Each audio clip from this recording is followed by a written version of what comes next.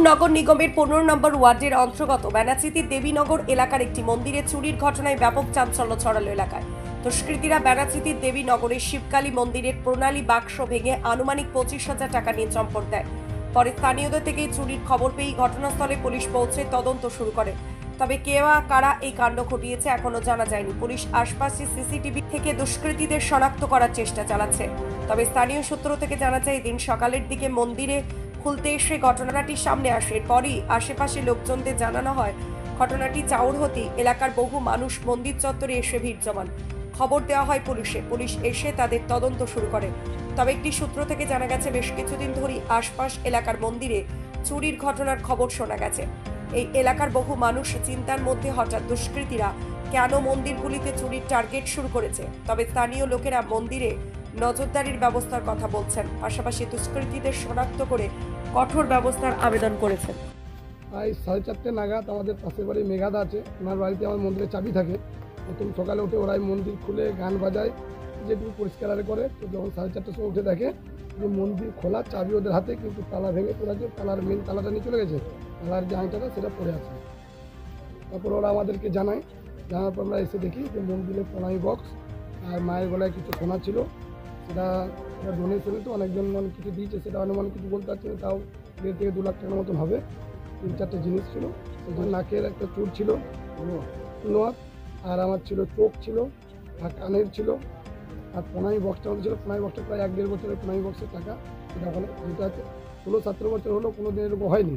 তাই প্রণামী বক্সের টাকাটা ওটা মায়ের মধ্যে রাখাই থাকে, যে কোনো ইমার্জেন্সি হলে কাজে লাগবে, তাই বার করা হয়নি। সামনে আমাদের আগের বছর আমাদের বার্ষিক পুজো গেছে, তখন ওটা বার করা হয়নি। এই কয়েকদিন মিলে আমরা রয়েছি, এই পুজোটাকে আমরা পরিচালনা করি। প্রত্যেক বছর আমরা বাৎসরিক পুজোও করি।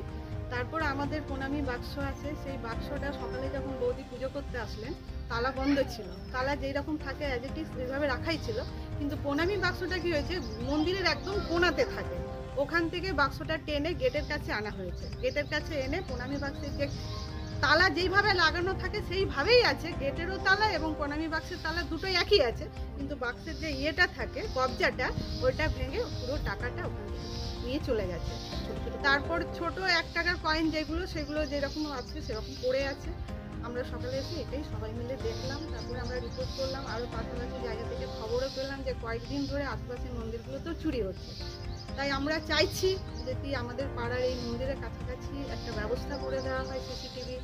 কিছু ছেলেদের আড্ডাও এখানে হয়, প্রত্যেক দিন একটা চলতেই থাকে, কিন্তু আমরা সেটা নজরে দিই না, যে যার মতো আসছে নিজের নিজের সব কাজে ব্যস্ত থাকে বলে। এখন আমরা চাইছি যাতে পাড়াটা এইভাবে নষ্ট না হয়, পুজোটাও এভাবে যাতে কোনো মন্দিরে চুরি না হয়, এই র্যাকেটটা যাতে বন্ধ হয়, তার ব্যবস্থা করলে আমরা খুব উপকৃত। হ্যাঁ, আজকেও একটা দেবীনগরে হয়েছে, আমাদের মন্দিরেও আজকেই হয়েছে। প্রণামীটা আসলে কি হয়েছে বলুন তো, সারা বছরের বাৎসরিক পুজোটা আমরা একবার করি, তো এই বছরে মোটামুটি 15 থেকে 20,000 টাকার মতো হবে যে অ্যামাউন্টটা ছিল। আমরা তো বের করি না, পুজোর এই একবারই সারা বছরের পুজোর সময় আমরা টাকাটা বের করি। আমরাও দেখছি, যেমন আমি যে ওয়ার্ডে থাকি সেই ওয়ার্ডেও আমরা দেখলাম বেশ কয়েকটা মন্দিরে পরপর চুরি হয়েছে, এবং গতকাল রাতেও একটা মন্দিরে চুরি হয়েছে, যেটা কালী মন্দির আমাদের। এবং অন্যান্য বাড়ি বলুন, মন্দির বলুন, আমরাও দেখছি খবরে বিভিন্ন জায়গায় চুরিটা সত্যি বাড়ছে। আমরা প্রশাসনের সাথে কথা বলেছি, আমি বিশেষত আমাদের যে দুটো আইসি করছে ওনাদের সাথে কথা বলেছি, ওনারাও চেষ্টা করছে, কিন্তু এখনো যে হয়তো কেউ একজনই আছে যে মন্দিরগুলোতে চুরি করছে, এমনি বারবার আমাদের ওয়ার্ডে চুরিগুলো হচ্ছে।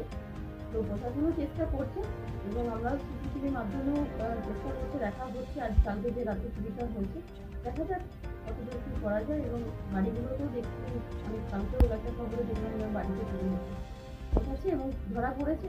আশা করি এগুলো ধরা দিবে।